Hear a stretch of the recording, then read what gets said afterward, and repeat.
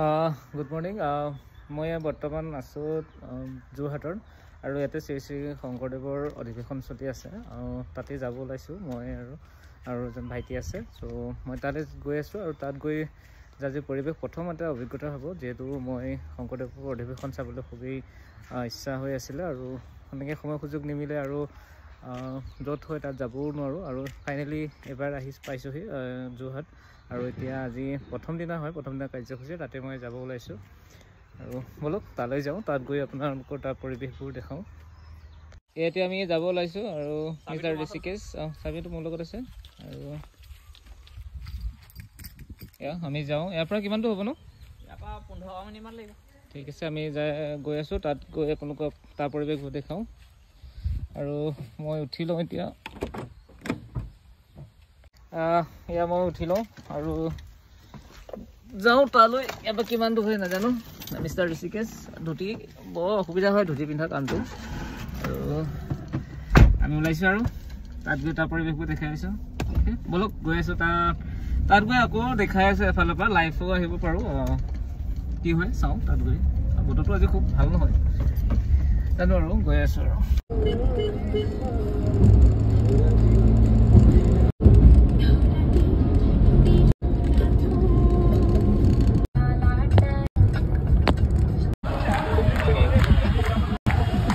আমি গাড়ী পাৰ্কিং কৰি লৈছোঁ আৰু ইয়াৰ পৰা অলপ দূৰত আছে। চ' আমি গাড়ী লগ কৰিলা, আমি তালৈ গৈ আছোঁ। অলপ খোজকাঢ়ি যাব লাগিব, ইয়াৰ পৰা প্ৰায় 10 মিনিটমান হ'ব, যিহেতু তাত বহুত ভিৰ হৈছে কাৰণে গাড়ীখিনি পাৰ্কিঙৰ ব্যৱস্থাটো বেলেগকৈ কৰিছে। চ' আমি তালৈ গৈ আছোঁ আৰু তাৰ যি পৰিৱেশ মই দেখাই আছোঁ আৰু এতিয়া আমি তালৈ যাম ন। অ'কে, এই লগত মোৰ আছে ঋষিকেশ, আমি তালৈ গৈ আছোঁ আৰু ঠিক আছে, তাত আমি লগ পাম আকৌ।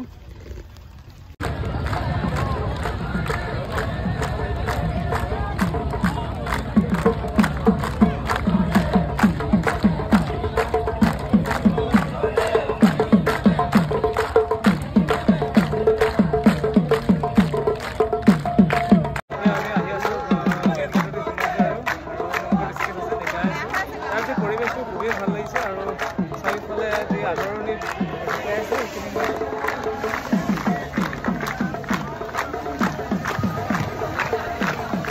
বলক এতিয়া আমি ভিতৰত যাওঁ। আমি আহি আছোঁ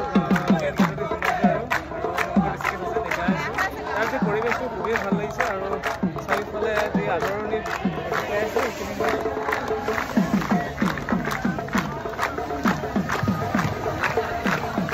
বলক এতিয়া আমি ভিতৰত যাওঁ।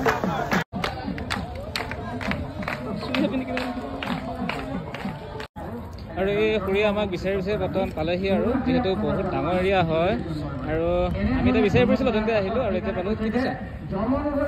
এই কাৰ্ড লৈ লৈছে। তাৰপিছত আমি ক'ত যাম এতিয়া? এতিয়া আমি নামঘৰ যাম, সেৱা কৰি ল'ম, তাৰপিছত বাকীখিনি লাহে লাহে দেখাই আছোঁ। জীৱনৰ মানে ডাঙৰ এক্সপিৰিয়েঞ্চ বুলি ক'ব লাগিব, যিহেতু এইবোৰ মানে এনেকুৱা আধ্যাত্মিকতাৰ অধিৱেশনেই হওক বা যি পাতেই মানে মোৰ আহিবলৈ বহুত ইচ্ছা থাকে আৰু প্ৰথম আহিছোঁ, ভাল লাগিছে। আৰু এইফালে ফুৰি আছে, ঋষিকেশ আছে। আমি এতিয়া প্ৰথমে নামঘৰত যাম, নামঘৰত গৈ সেৱা কৰি ল'ম, তাৰপিছত বাকীখিনি আমি চাবলৈ বা আপোনালোকক দেখাবলৈ প্ৰয়াস কৰিম যিমানখিনি সম্ভৱপৰ হয়। এতিয়া মই নামঘৰ ফালে গৈ আছোঁ। নামঘৰ তাত ভাগৱত পাঠ কৰিছে, আমি তালৈ যাওঁ, সেৱা কৰিবলৈ যাওঁ, তাৰপাছত বাকী যি আছে এটা এটাকৈ আপোনালোকক দেখাবলৈ চেষ্টা কৰিম যিমানখিনি সম্ভৱপৰ হয়। এনেধৰণে মানুহৰ মাজতে যিবোৰ পূৰ্ণমানৱ নহয়, কাৰোবাৰ হাত দুটা নাই, পূৰ্ণমানৱ নহয়, কাৰোবাৰ চকু দুটা নাই, পূৰ্ণমানৱ নহয় জানো? তেনেকৈ 2 লাখ বাৰ ৰূপ কিন্তু আমি দৰ্শন পাম। গতিকে সেইকাৰণে ইয়াত পদ সুন্দৰভাৱে কৈছে, গতিকে আমি যেতিয়া মনটো যেতিয়া ঈশ্বৰৰ ভাৱনাৰ লগত যুক্ত হ'ব, তেতিয়া আমি হাততেই বৈকুণ্ঠৰ সম্পদ পাম বুলি ভাগৱতে সিদ্ধান্ত দিছে। গতিকে এয়াই হ'ল ভাগৱতৰ দৰ্শন, এয়াই হ'ল ভাগৱতৰ। আমি এতিয়া ভোজনালয় আহিছোঁ, খানা খাব মানে প্ৰসাদ খাবলৈ, আৰু ইয়াত একেবাৰে বোলে 15,000 মানুহ মানে খাদ্য গ্ৰহণ কৰিব, তাকে দেখা পাইছোঁ। আৰু এটা বৃহৎ লাইন অলপ সোমাই আছে আৰু সেইফালে এটা ভোজনালয় আছে, বহুত ডাঙৰ হয় আৰু ভিতৰৰখিনি মই দেখাম আপোনালোকক, চাই থাকিব। সেইফালে মানুহ সোমাবলৈ লৈছে লাহেকৈ, এটা বেষ্ট সোমাই গৈছে, আকৌ নেক্সট বেষ্টৰ কাৰণে লাইন পাতিছে।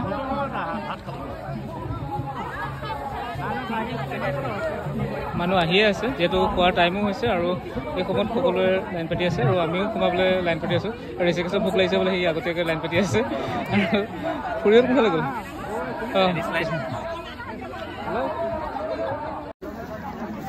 আৰু সেয়া আমি লাইনত গৈ আছোঁ আমাৰ পাছতো বহুত আছে